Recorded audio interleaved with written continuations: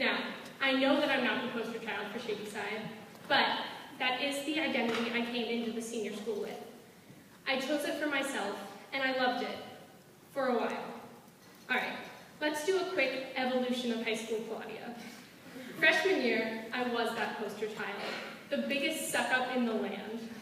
Sophomore year was pretty much the same, except my confidence started to drop towards the end of the year.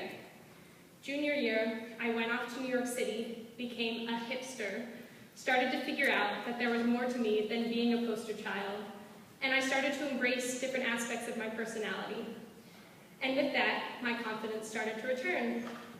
And senior year, well, I guess I'm trying to piece together the various aspects of myself that I've discovered over the past 3 years.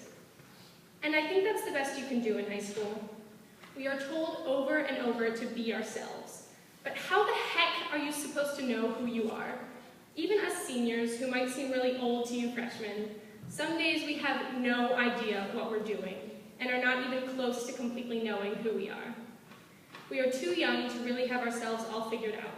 So, I'm not going to stand up here and tell you that I've completed this evolution and I am my truest self every day, because I'm not, and I don't think you can be, in high school.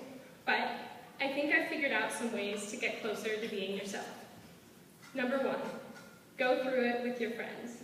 I am extremely lucky to have found the friends that I have, but I'm not up here to tell you all the reasons that they are awesome. The single most important thing my friends have done for me, though, is that they have let me change. I am so different than I was in 7th grade or 9th grade or even junior year. But my friends didn't hold me to expectations of who I had to be or a role I had to fill. They accept that I break out into really uncoordinated dancing in really inappropriate places, and that I do cry over math tests, and that I don't always want to be the poster child for Shady Side. And those things never used to be part of my personality. I've changed, and my friends have changed too.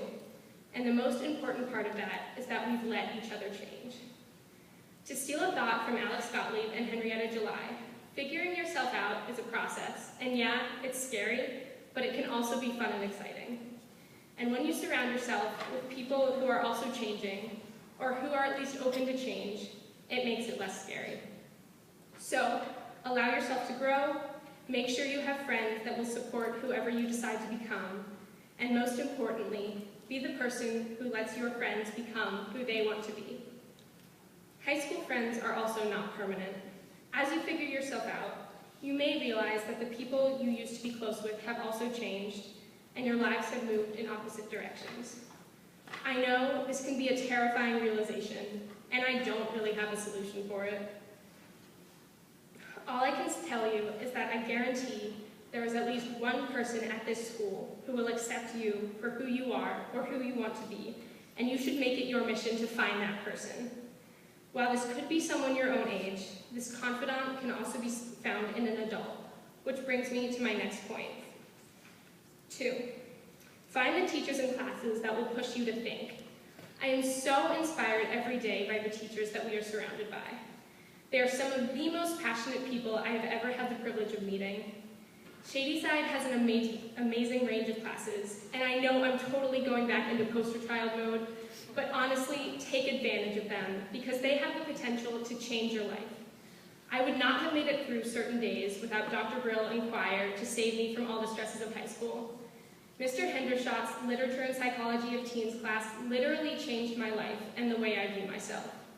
And Dr. Satula's Philosophy of Religion has completely shifted my spiritual views. Even Mr. Weiss and Mrs. Skinner, whose classes I have never taken, have played a role in helping me form who I am today. I'm not saying you should take these exact classes or become close with those exact teachers, but you should all push yourselves to take classes that make you think about yourself. And don't be afraid to get close to teachers. They are definitely some of the coolest people on campus.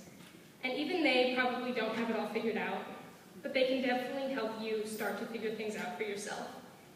And third, and most important in my eyes, is get out.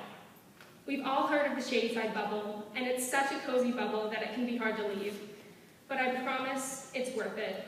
Just get out and have adventures, meet new people, discover new versions of yourself. If going to New York City for 4 months sounds crazy to you, it's cool, it's seemed kind of crazy to me too. Do a week-long summer program or get a summer job. You don't even have to leave Pittsburgh. The point isn't what you do. The point is to get out of Shady Side, try on a new version of yourself. Because every new place you go and new group of people you meet gives you a chance to discover a new aspect of who you are.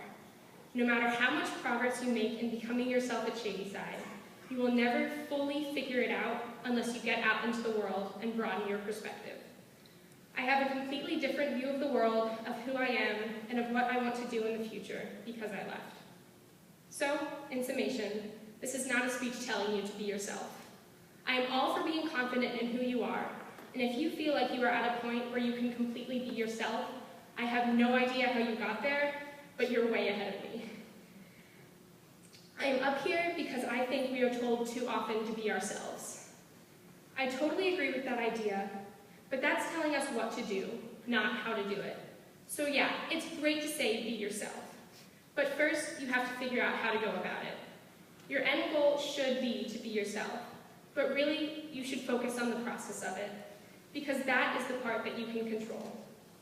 Self-discovery happens in bits and pieces, but your friends, your teachers, and your experiences will help you slowly but surely figure out who you are, and even more importantly, who you want to be.